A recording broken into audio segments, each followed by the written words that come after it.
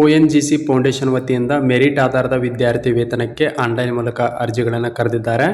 ಮೊದಲಿಗೆ ಹೇಳ್ತಾ ಇದ್ದೀನಿ, ಈ ಒಂದು ವಿದ್ಯಾರ್ಥಿ ವೇತನಕ್ಕೆ ಯಾವುದೇ ರೀತಿಯಾದಂತಹ ಅರ್ಜಿ ಶುಲ್ಕವಾಗಲಿ, ಸಂದರ್ಶನವಾಗಲಿ, ಪರೀಕ್ಷೆಯಾಗಲಿ ಏನೂ ಇರುವುದಿಲ್ಲ. ನೇರವಾಗಿ ನೀವು ಗಳಿಸಿದ ಅಂಕಗಳ ಆಧಾರದ ಮೇಲೆ ಈ ಒಂದು ವಿದ್ಯಾರ್ಥಿ ವೇತನವನ್ನು ನೀಡ್ತಾ ಇದ್ದಾರೆ. ಇವರು ಪ್ರತಿ ವರ್ಷವೂ ಕೂಡ ಆನ್ಲೈನ್ ಮೂಲಕ ಅರ್ಜಿಗಳನ್ನು ಕರೆದು ಪ್ರತಿ ವರ್ಷವೂ ಕೂಡ 2,000 ವಿದ್ಯಾರ್ಥಿಗಳಿಗೆ ವಿದ್ಯಾರ್ಥಿ ವೇತನವನ್ನು ನೀಡ್ತಾ ಇದ್ದಾರೆ. ನೀವೇನಾದರೂ ಈ ಒಂದು ವಿದ್ಯಾರ್ಥಿ ವೇತನಕ್ಕೆ ಅರ್ಜಿಗಳನ್ನು ಸಲ್ಲಿಸಿ ಆಯ್ಕೆ ಆದ್ರಂದ್ರೆ 48,000ವರೆಗೂ ಕೂಡ ಪ್ರತಿ ವರ್ಷ ವಿದ್ಯಾರ್ಥಿ ವೇತನ ಸಿಗ್ತಾ ಇದೆ. ಈಗಾಗಲೇ ಆನ್ಲೈನ್ ಮೂಲಕ ಅರ್ಜಿಗಳು ಪ್ರಾರಂಭವಾಗಿದ್ದು, ಅರ್ಜಿ ಸಲ್ಲಿಸಲು ಕೊನೆಯ ದಿನಾಂಕ ಮೇ 15, 2026 ಕೊನೆಯ ದಿನ ಆಗಿರುತ್ತೆ. ಇಲ್ಲಿ ನೋಡ್ಬೋದು, ಲೈವ್ ಪ್ರೂಫ್ನಲ್ಲಿ ಕೂಡ ನಾನು ನಿಮಗೆ ಮಾಹಿತಿಯನ್ನು ತೋರಿಸ್ತಾ ಇದ್ದೀನಿ. ಇದು 100% ಟ್ರಸ್ಟೆಡ್ ಆ್ಯಂಡ್ ಜೆನ್ಯೂನ್ ಆಗಿರುವಂತಹ ವಿದ್ಯಾರ್ಥಿ ವೇತನ ಆಗಿರುತ್ತೆ.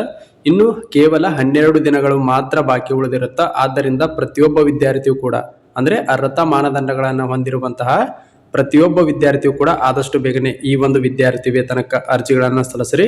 ಟ್ರಸ್ಟೆಡ್ ಆ್ಯಂಡ್ ಜೆನ್ಯೂನ್ ಆಗಿರುವಂತಹ ವಿದ್ಯಾರ್ಥಿ ವೇತನ ನಿಮ್ಮ ಮೊಬೈಲ್ ಮೂಲಕವೇ ಅತಿ ಸರಳವಾಗಿ ಈ ಒಂದು ವಿದ್ಯಾರ್ಥಿ ವೇತನಕ್ಕೆ ಅರ್ಜಿಗಳನ್ನು ಸಲ್ಲಿಸಬಹುದಾಗಿರುತ್ತೆ. ಇಲ್ಲಿ ಪ್ರತಿಯೊಂದು ಡೀಟೇಲ್ಸ್ ಅನ್ನು ಕೂಡ ನಾನು ನಿಮಗೆ ಸಂಪೂರ್ಣವಾಗಿ ತಿಳಿಸ್ಕೊಡ್ತಾ ಇದ್ದೀನಿ. ದಯವಿಟ್ಟು ವಿಡಿಯೋಗಳನ್ನು ಪೂರ್ತಿಯಾಗಿ ವೀಕ್ಷಣೆ ಮಾಡಿರಿ. ಮತ್ತು ಇದೇ ಮೊದಲ ಬಾರಿಗೆ ಯಾರಾದರೂ ನಮ್ಮ ಯೂಟ್ಯೂಬ್ ಚಾನಲ್ನ ನೋಡ್ತಾ ಇದ್ದರೆ ದಯವಿಟ್ಟು ಸಬ್ಸ್ಕ್ರೈಬ್ ಮಾಡ್ಕೊರಿ. ಇಲ್ಲಿ ವಿದ್ಯಾರ್ಥಿ ವೇತನವನ್ನು 6 ರೀತಿಯಾಗಿ ವಿಂಗಡಣೆ ಮಾಡಿದ್ದಾರೆ. ಇಲ್ಲಿ ಜನರಲ್ ವರ್ಗದವರಿಗೂ ಕೂಡ ವಿದ್ಯಾರ್ಥಿ ವೇತನವನ್ನು ನೀಡ್ತಾ ಇದ್ದಾರೆ. UG ಕೋರ್ಸ್ಗಳನ್ನು ಓದ್ತಿರುವಂಥವ್ರು, PG ಕೋರ್ಸ್ಗಳನ್ನು ಓದ್ತಿರುವಂಥವ್ರು ಮತ್ತು OBC ವರ್ಗದವರಿಗೂ ಕೂಡ ನೀಡ್ತಾ ಇದ್ದಾರೆ. SC ST ದವರಿಗೂ ಕೂಡ ಈ ವಿದ್ಯಾರ್ಥಿ ವೇತನವನ್ನು ನೀಡ್ತಾ ಇದ್ದಾರೆ. ಇಲ್ಲಿ ಮೊದಲಿಗೆ ಜನರಲ್ ವರ್ಗದ ವಿದ್ಯಾರ್ಥಿಗಳು ನೀವೇನಾದರೂ ಆಗಿದ್ರೆ ಅಂದ್ರೆ UG ಕೋರ್ಸ್ಗಳನ್ನು ಓದ್ತಾ ಇದ್ರೆ ಅವರ ಅರ್ಹತಾ ಮಾನದಂಡಗಳ ಬಗ್ಗೆ ನೋಡೋದಾದ್ರೆ ಇಲ್ಲಿ ನಿಮ್ಮ ಕುಟುಂಬದ ವಾರ್ಷಿಕ ಆದಾಯವು 2 ಲಕ್ಷಕ್ಕಿಂತ ಕಡಿಮೆ ಇರಬೇಕಾಗತ್ತಾ. ಪುರುಷ ಮತ್ತು ಮಹಿಳಾ ಅಭ್ಯರ್ಥಿಗಳು ಇಬ್ಬರು ಕೂಡ ಅರ್ಜಿಗಳನ್ನು ಸಲ್ಲಿಸಬಹುದು. ಜೊತೆಗೆ ತೃತೀಯ ಲಿಂಗಿಗಳು ಏನಾದರೂ ಇದ್ರೆ ಅಂದ್ರೆ ನೀವು ಕೂಡ ಅರ್ಜಿಗಳನ್ನು ಸಲ್ಲಿಸಬಹುದು. ಅರ್ಜಿದಾರರ ವಯಸ್ಸಿನ ಮಿತಿ ಆಗಸ್ಟ್ 1, 2025ಕ್ಕೆ ನಿಮಗೆ ಗರಿಷ್ಠ 30 ವರ್ಷದ ಒಳಗಿರಬೇಕಾಗತ್ತೆ. ಜನರಲ್ ವರ್ಗದವರು ಅಂದ್ರೆ ಯಾವುದೇ ಜನರಲ್ ವರ್ಗದ ವಿದ್ಯಾರ್ಥಿಗಳು ಕೂಡ ಅರ್ಜಿಗಳನ್ನು ಸಲ್ಲಿಸಬಹುದು. ಈ ಯೋಜನೆಯ ಪೂರ್ಣ ಸಮಯ ಮತ್ತು ನಿಯಮಿತ ವಿದ್ಯಾರ್ಥಿಗಳಿಗೆ ಮಾತ್ರ ಅನ್ವಯಿಸುತ್ತದೆ ಅಂತ ಹೇಳಿದ್ದಾರೆ. ಅಂದ್ರೆ ರೆಗ್ಯುಲರ್ ಕೋರ್ಸ್ಗಳನ್ನು ಓದ್ತಿರುವಂತಹ ವಿದ್ಯಾರ್ಥಿಗಳು ಮಾತ್ರ ಅರ್ಜಿಗಳನ್ನು ಸಲ್ಲಿಸಬಹುದು. ಯಾವ UG ಕೋರ್ಸ್ಗಳಲ್ಲಿ ಇಂಜಿನಿಯರಿಂಗ್, MBBS ವಿಭಾಗಗಳಲ್ಲಿ ಅಭ್ಯರ್ಥಿಗಳು 12ನೇ ತರಗತಿಯಲ್ಲಿ ಕನಿಷ್ಠ 60 ಅಂಕಗಳನ್ನು ಗಳಿಸಿರಬೇಕು. ಅದೇ ರೀತಿ PG ಕೋರ್ಸ್ಗಳಾದಂತಹ ಭೂವಿಜ್ಞಾನ, ಭೌತಶಾಸ್ತ್ರ, MBA ಪದವಿಯನ್ನು ಪಡಿತಾ ಇದ್ರೆ 60 ಅಂಕಗಳನ್ನು ನೀವು ಕಡ್ಡಾಯವಾಗಿ ಪಡೆದಿರಲೇಬೇಕಾಗತ್ತಾ. ಗ್ರೇಡಿಂಗ್ ವ್ಯವಸ್ಥೆ ಏನಾದರೂ ಇತ್ತಂದ್ರೆ ನೀವು 10 ಅಂಕಗಳಲ್ಲಿ ಕನಿಷ್ಠ 6 ಗ್ರೇಡಿಂಗ್ ಅನ್ನ ಸರಾಸರಿ CGPA ಅನ್ನ ಪಡೆದಿರಬೇಕಾಗತ್ತಾ. ಇನ್ನು ನೀವು ಆಧಾರ್ OTP ಮೂಲಕ ರಿಜಿಸ್ಟ್ರೇಷನ್ ಮಾಡ್ಕೊಳ್ಳೋದು ಕೂಡ ಕಡ್ಡಾಯವಾಗಿರುತ್ತೆ. ಅಂದ್ರೆ NSP ಪೋರ್ಟಲ್ನಲ್ಲಿ ನೀವು OTR ಅನ್ನ ಮಾಡ್ಕೊಳ್ಳೋದು ಕಡ್ಡಾಯವಾಗಿರುತ್ತೆ. ಅದನ್ನು ಮಾಡ್ಕೊಂಡ ನಂತರವೇ ನೀವು ಅಪ್ಲಿಕೇಶನ್ ಅನ್ನ ಹಾಕಬೇಕಾಗತ್ತೆ. ಇಲ್ಲಿ ನೀವು ಆನ್ಲೈನ್ ಮೂಲಕ ಅಪ್ಲಿಕೇಶನ್ಗಳನ್ನು ಹಾಕಬೇಕಾಗತ್ತೆ. ಬೇಕಾಗುವಂಥ ದಾಖಲಾತಿಗಳು ಏನೇನಂದ್ರೆ ಪ್ರವೇಶ ಪ್ರಮಾಣ ಪತ್ರ. ಮೊದಲಿಗೆ ಹೇಳ್ತಾ ಇದ್ದೀನಿ, ಇದು 2025-26ನೇ ಸಾಲಿನ ವಿದ್ಯಾರ್ಥಿ ವೇತನ ಆಗಿರುತ್ತೆ. ಇದು 26-27ನೇ ಸಾಲಿನ ವಿದ್ಯಾರ್ಥಿ ವೇತನ ಅಲ್ಲ. ಕಳೆದ ವರ್ಷ ಈಗಾಗಲೇ ಯಾರು ಇಂಜಿನಿಯರಿಂಗ್ ಓದ್ತಾ ಇದ್ದೀರಿ ಅಂತಹ ವಿದ್ಯಾರ್ಥಿಗಳು ಅರ್ಜಿಗಳನ್ನು ಸಲ್ಲಿಸಬಹುದು. ಜೊತೆಗೆ ಯಾರು PGಗಳನ್ನು ಓದ್ತಾ ಇದ್ದೀರಿ ಅಂತಹ ವಿದ್ಯಾರ್ಥಿಗಳು ಅರ್ಜಿಗಳನ್ನು ಸಲ್ಲಿಸಬಹುದಾಗಿರುತ್ತೆ. ಪ್ರವೇಶ ಪ್ರಮಾಣ ಪತ್ರ ಬೇಕಾಗತ್ತೆ, ಫೋಟೋ ಬೇಕಾಗತ್ತೆ, ಜಾತಿ ಪ್ರಮಾಣ ಪತ್ರ, ಆದಾಯ ಪ್ರಮಾಣ ಪತ್ರ, ಆಧಾರ್ ಕಾರ್ಡ್ ಬೇಕಾಗತ್ತೆ. ಜೊತೆಗೆ 12ನೇ ತರಗತಿ ಅಂಕಪಟ್ಟಿ ಬೇಕಾಗತ್ತೆ. ಮತ್ತೆ ಕಾಲೇಜಿನ ಘೋಷಣಾ ಪ್ರಮಾಣ ಪತ್ರ, ಕಾಲೇಜಿನ ಗುರುತಿನ ಚೀಟಿ, ಸ್ವಯಂ ಅಧಿಕಾರ ಅಂದ್ರೆ ಸ್ವಯಂ ದೃಢೀಕರಣ ಪತ್ರ ಬೇಕಾಗತ್ತೆ.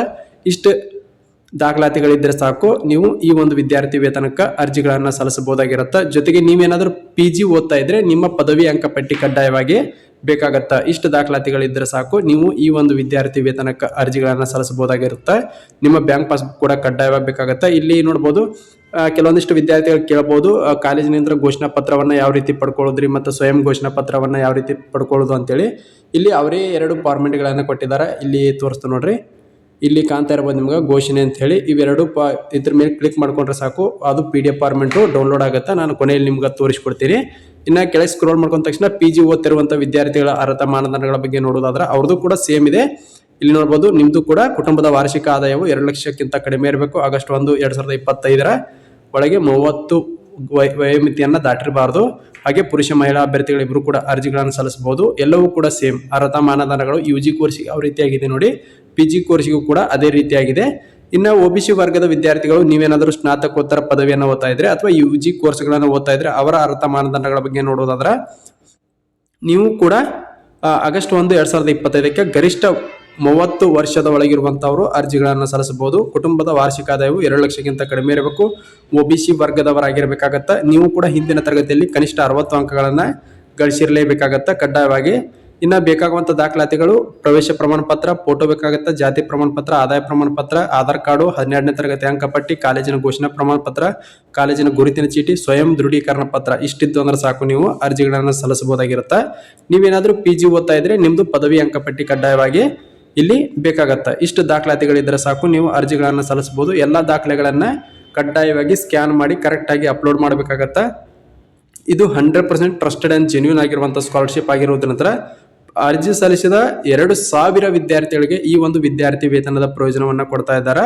ಇಲ್ಲಿ ಕೆಲವೊಂದಿಷ್ಟು ಕಾಲೇಜುಗಳ ಪಟ್ಟಿಯನ್ನು ಕೊಟ್ಟಿದ್ದಾರೆ. ಆ ಕಾಲೇಜಿನ ಪಟ್ಟಿಯಲ್ಲಿ ನಿಮ್ಮ ಹೆಸರು ಇದ್ರೆ ಸಾಕು, ನೀವು ಅರ್ಜಿಗಳನ್ನು ಸಲ್ಲಿಸಬಹುದು. ಇದ್ರ ಮೇಲೆ ಕ್ಲಿಕ್ ಮಾಡ್ಕೊಂಡ ತಕ್ಷಣ ಕಾಲೇಜಿನ ಪಟ್ಟಿ ಓಪನ್ ಆಗುತ್ತೆ. ಇಲ್ಲಿ ನೋಡಬಹುದು ಡೌನ್ಲೋಡ್ ಆಗ್ತಾ ಇದೆ. ನಾನು ಕೊನೆಯಲ್ಲಿ ನಿಮ್ಗೆ ತೋರಿಸ್ಕೊಡ್ತೀನಿ. ಸ್ವಯಂ ಘೋಷಣಾ ಪತ್ರವನ್ನು ಕೂಡ ಕೊನೆಯಲ್ಲಿ ನಾನು ನಿಮ್ಗೆ ತೋರಿಸ್ಕೊಡ್ತೀನಿ. ಇಲ್ಲಿ ಕೆಳಗೆ ಇನ್ನ SC ST ವರ್ಗದ ವಿದ್ಯಾರ್ಥಿಗಳು ನೀವೇನಾದರೂ ಇದ್ರೆ ನೀವು ಕೂಡ ಅರ್ಜಿ ಸಲ್ಲಿಸಲು ಸೇಮ್ ಇರುತ್ತೆ. ಎಲ್ಲವೂ ಕೂಡ ಒಂದು ಹಣಕಾಸಿನ ವರ್ಷದಲ್ಲಿ ಅಭ್ಯರ್ಥಿ ಕುಟುಂಬದ ವಾರ್ಷಿಕ ಆದಾಯವು ಎಲ್ಲಾ ಮೂಲಗಳಿಂದ ಇಲ್ಲಿ 4.50 ಲಕ್ಷಕ್ಕಿಂತ ಕಡಿಮೆ ಇರಬೇಕಾಗತ್ತ. ಅಂದ್ರೆ 4.5 ಲಕ್ಷಕ್ಕಿಂತ ಕಡಿಮೆ ಇರಬೇಕಾಗತ್ತ. ಇವ್ರದ್ದು ಕುಟುಂಬದ ವಾರ್ಷಿಕ ಆದಾಯ ಜಾಸ್ತಿ ಇಟ್ಟಿದ್ದಾರೆ. SC ST ದವರಾಗಿದ್ರೆ ಅಂದ್ರೆ ನೀವು ಹಿಂದಿನ ತರಗತಿಯಲ್ಲಿ ಕನಿಷ್ಠ 60 ಅಂಕಗಳನ್ನು ಗಳಿಸಿರಬೇಕಾಗತ್ತ. ಸ್ನಾತಕೋತ್ತರ ಪದವಿ ಕೋರ್ಸ್ಗಳಿಗೆ ಅಂದ್ರೆ ಭೂವಿಜ್ಞಾನ, ಭೌತ ವಿಜ್ಞಾನ, MBA ಓದ್ತಿರುವಂತವರು ಪದವಿಯಲ್ಲಿ 60 ಅಂಕಗಳನ್ನ ಕಡ್ಡಾಯವಾಗಿ ಗಳಿಸಿರಲೇಬೇಕಾಗತ್ತೆ. ಜೊತೆಗೆ ರೆಗ್ಯುಲರ್ ಕೋರ್ಸ್ ಅನ್ನು ಓದ್ತಾ ಇರಬೇಕು. ಪುರುಷ ಮಹಿಳಾ ಅಭ್ಯರ್ಥಿಗಳು ಇಬ್ರು ಕೂಡ ಅರ್ಜಿಗಳನ್ನ ಸಲ್ಲಿಸಬಹುದಾಗಿರುತ್ತೆ. ಇಲ್ಲಿ ನಿಮ್ದು ಕಡ್ಡಾಯವಾಗಿ ಜಾತಿ ಪ್ರಮಾಣ ಪತ್ರ ಬೇಕಾಗತ್ತೆ. ಇಲ್ಲಿ NSP ಪೋರ್ಟಲ್ ನಲ್ಲಿ ನೀವು OTR ಮಾಡಿ ರಿಜಿಸ್ಟ್ರೇಷನ್ ಮಾಡ್ಕೊಂಡಿರ್ಬೇಕು ಕಡ್ಡಾಯವಾಗಿ. ಅಂದಾಗ ಮಾತ್ರ ಈ ಒಂದು ವಿದ್ಯಾರ್ಥಿ ವೇತನಕ್ಕ ಅರ್ಜಿ ಸಲ್ಲಿಸಲು ಬರ್ತೈತಿ. ಇಲ್ಲದೇ ಇದ್ರೆ ಯಾವುದೇ ಕಾರಣಕ್ಕೂ ಕೂಡ ಅರ್ಜಿ ಸಲ್ಲಿಸಲು ಬರುವುದಿಲ್ಲ. ಯಾಕಂದ್ರೆ ಇಲ್ಲಿ OTR ಅನ್ನ ಕಡ್ಡಾಯವಾಗಿ ಕೇಳ್ತಾರೆ. ಇನ್ನು ಬೇಕಾಗುವಂತ ದಾಖಲಾತಿಗಳು ಇಲ್ಲಿಯೂ ಕೂಡ ನಿಮ್ದು ಕೂಡ ಪ್ರವೇಶ ಪ್ರಮಾಣ ಪತ್ರ, ಫೋಟೋ, ಜಾತಿ, ಆದಾಯ ಪ್ರಮಾಣ ಪತ್ರ, ಆಧಾರ್ ಕಾರ್ಡು, 12ನೇ ತರಗತಿ ಅಂಕಪಟ್ಟಿ, ಕಾಲೇಜು ಮತ್ತು ಕಾಲೇಜಿನ ಗುರುತಿನ ಚೀಟಿ ಎರಡೂ ಕೂಡ ಬೇಕಾಗತ್ತೆ. ಸ್ವಯಂ ಘೋಷಣಾ ಪತ್ರ ಕೂಡ ಬೇಕಾಗತ್ತೆ. ಹಾಗೆ ನೀವೇನಾದ್ರೂ PG ಓದ್ತಾ ಇದ್ರೆ ಪದವಿ ಅಂಕಪಟ್ಟಿ ಕೂಡ ಇಲ್ಲಿ ಬೇಕಾಗತ್ತೆ. ಈಗಾಗಲೇ ಹೇಳಿದ ಹಾಗೆ ಈಗಾಗಲೇ ಮೇಲೆ ಡೌನ್ಲೋಡ್ ಆಗಿದೆ ನೋಡ್ಬೋದು ಕಾಲೇಜಿನ ಲಿಸ್ಟು. ಈ ಲಿಸ್ಟಲ್ಲಿ ನಿಮ್ಮ ಕಾಲೇಜಿನ ಹೆಸರು ಏನಾದರೂ ಇತ್ತಂದ್ರೆ ನೀವು ಕೂಡ ಅರ್ಜಿಗಳನ್ನು ಸಲ್ಲಿಸಬಹುದಾಗಿರುತ್ತೆ. ಇಲ್ಲಿ ನೋಡ್ಬೋದು 93 ಪೇಜ್ಗಳ ಇದು ಕಾಲೇಜ್ ಲಿಸ್ಟ್ ಇದೆ. ನಮ್ಮ ಕರ್ನಾಟಕದ ಕೂಡ ಬಹಳಷ್ಟು ಕಾಲೇಜುಗಳು ಇದರಲ್ಲಿವೆ. ಇಲ್ಲಿ ತೋರಿಸ್ತು ನೋಡ್ರಿ, ಇಲ್ಲಿ ನೋಡ್ಬೋದು. ಓಕೆ, ಇಲ್ಲಿ ಕರ್ನಾಟಕ ಬಂತು ಕಾಣ್ತಾ ಇರ್ಬೋದು ನಿಮ್ಗೆ.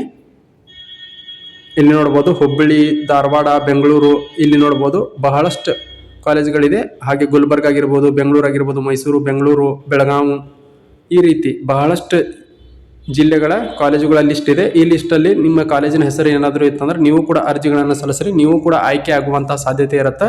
ಸ್ಟಾರ್ಟಿಂಗ್ ಹೇಳ್ತಾ ಇದ್ದೀನಿ, ಇದು ಅಂಕಗಳ ಆಧಾರದ ಮೇಲೆ ಆಯ್ಕೆ ಮಾಡೋದ್ರಿಂದ ನೀವು ಕೂಡ ಆಯ್ಕೆ ಆಗುವಂತಹ ಸಾಧ್ಯತೆ ಅತಿ ಹೆಚ್ಚಾಗಿರುತ್ತೆ. ಆದ್ರಿಂದ ಪ್ರತಿಯೊಬ್ಬರು ಕೂಡ ಅರ್ಜಿಗಳನ್ನು ಸಲ್ಲಿಸಿರಿ. ಅರ್ಜಿ ಸಲ್ಲಿಸಿ ಆಯ್ಕೆ ಆದಂತಹ ವಿದ್ಯಾರ್ಥಿಗಳಿಗೆ 40,000ವರೆಗೂ ಕೂಡ ವಿದ್ಯಾರ್ಥಿ ವೇತನದ ಪ್ರಯೋಜನವನ್ನ ಇಲ್ಲಿ ನೀಡ್ತಾ ಇದ್ದಾರೆ. ಇದು ಕಾಲೇಜ್ ಲಿಸ್ಟ್ ಅನ್ನು ಕೂಡ ನಾನೀಗ ನಿಮ್ಗೆ ತೋರಿಸಿದ್ದೀನಿ. ಇನ್ನು ಸ್ವಯಂ ಘೋಷಣಾ ಪತ್ರ ಮತ್ತು ಕಾಲೇಜಿನ ಸ್ವಯಂ ಘೋಷಣಾ ಪತ್ರ ಎರಡನ್ನೂ ಕೂಡ ನಾನು ತೋರಿಸ್ತೀನಿ. ಇಲ್ಲಿ ನೋಡ್ಬೋದು, ಇದ ಲಿಂಕನ್ನು ಇದ ವಿಡಿಯೋ ಕೆಳಗೆ ಕೊಟ್ಟಿರ್ತೀನಿ, ಅಲ್ಲಿಂದ ನೇರವಾಗಿ ಕ್ಲಿಕ್ ಮಾಡ್ಕೊರಿ. ಕ್ಲಿಕ್ ಮಾಡ್ಕೊಂಡ ತಕ್ಷಣ ಈ ರೀತಿಯಾದಂಥ ಪೇಜ್ ಓಪನ್ ಆಗುತ್ತೆ. ಇಲ್ಲಿ ಅಪ್ಲೈ ಸ್ಕಾಲರ್ಶಿಪ್ ಅಂತ ಕಾಣ್ತಾ ಇರ್ಬೋದು. ಇಲ್ಲಿ ಎಲ್ಲ ಡೀಟೇಲ್ಸ್ ಅನ್ನು ಕೊಟ್ಟಿರ್ತಾರೆ, ಅಲ್ಲಿ ಹೋಗಿ ಡೌನ್ಲೋಡ್ ಮಾಡ್ಕೋಬೇಕು. ಇಲ್ಲಿ ಆಲ್ರೆಡಿ ರಿಜಿಸ್ಟ್ರೇಷನ್ ಮಾಡ್ಕೊಂಡಿದ್ರೆ ಇದ್ರ ಮೇಲೆ ಕ್ಲಿಕ್ ಮಾಡ್ಕೊಳ್ಳಿ. ಒಂದು ವೇಳೆ ನೀವು ರಿಜಿಸ್ಟ್ರೇಷನ್ ಮಾಡ್ಕೊಂಡಿಲ್ಲ ಅಂದ್ರೆ ಇದು ಫಸ್ಟ್ ಆಪ್ಷನ್ ಮೇಲೆ ನೀವು ಕ್ಲಿಕ್ ಮಾಡ್ಕೊಳ್ಬೇಕಾಗತ್ತೆ.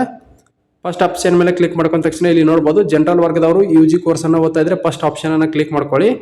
ಅದ್ರ ಜೊತೆಗೆ ಜನರಲ್ ವರ್ಗದವರು PG ಮಾಡ್ತಾ ಇದ್ರೆ ಸೆಕೆಂಡ್ ಆಪ್ಷನ್, ಹಾಗೆ OBC ಅವರು PG ಓದ್ತಾ ಇದ್ರೆ ಥರ್ಡ್ ಆಪ್ಷನ್, OBC ಅವರು UG ಓದ್ತಾ ಇದ್ರೆ ಫೋರ್ತ್ ಆಪ್ಷನ್, ಹಾಗೆ SC ST ದವರು PG ಓದ್ತಾ ಇದ್ರೆ ಫಿಫ್ತ್, ಹಾಗೆ SC ST ದವರು UG ಓದ್ತಾ ಇದ್ರೆ ಸಿಕ್ಸ್ತ್ ಆಪ್ಷನ್ ಅನ್ನ ಇಲ್ಲಿ ನಾವು ಕ್ಲಿಕ್ ಮಾಡ್ಕೊಳ್ಬೇಕು. ನಾನೀಗ OBC UG ಕೋರ್ಸ್ ಅನ್ನ ಸೆಲೆಕ್ಟ್ ಮಾಡ್ಕೊಳ್ತಾ ಇದ್ದೀನಿ. ಇದ್ರ ಮೇಲೆ ಕ್ಲಿಕ್ ಮಾಡ್ಕೋಬೇಕು. ಕ್ಲಿಕ್ ಮಾಡ್ಕೊಂಡ ತಕ್ಷಣ ಎಲ್ಲ ಡೀಟೇಲ್ಸ್ ಬರುತ್ತೆ. ಕೆಳಗೆ ಸ್ಕ್ರೋಲ್ ಮಾಡ್ಕೋಬೇಕು. ಹಾಗೆ ಕೆಳಗೆ ಸ್ಕ್ರೋಲ್ ಮಾಡ್ಕೊಂಡ ತಕ್ಷಣ ಈಗಾಗಲೇ ನಾನು ಕಾಲೇಜ್ ಲಿಸ್ಟ್ ಅನ್ನ ಯಾವ ರೀತಿ ಡೌನ್ಲೋಡ್ ಮಾಡ್ಕೊಳ್ಬೇಕಂತ ಹೇಳಿ ತೋರಿಸಿದೆ ನಿಮ್ಗೆ.